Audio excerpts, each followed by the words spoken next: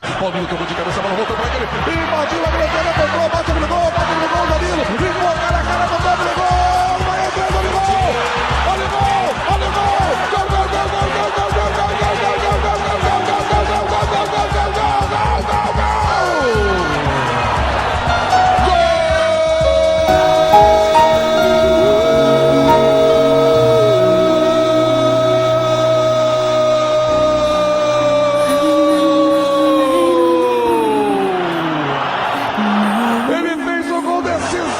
contra o Mavani, faz de novo o primeiro gol da decisão do Mundial. É mais do que o nome, é da alma, é da raça, é da vontade do guerreiro que o Corinthians abre o placar aqui em Yokohama.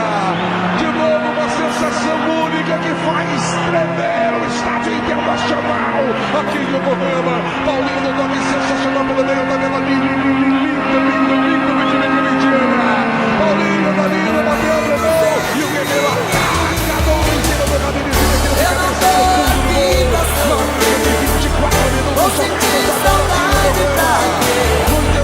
Quero ser feliz, vai tristeza, vida voltar.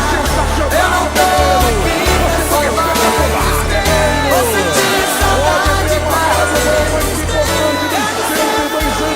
Da equipe corintiana. O Corinthians aberto para o mundo.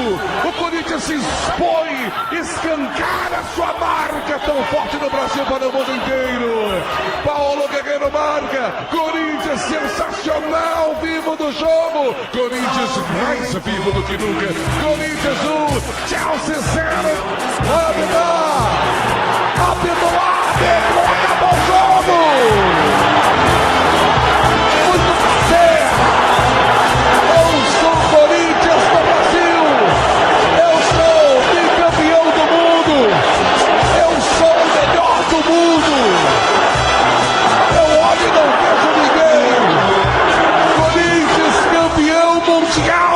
Clubes de futebol, um momento histórico nos 102 anos do clube.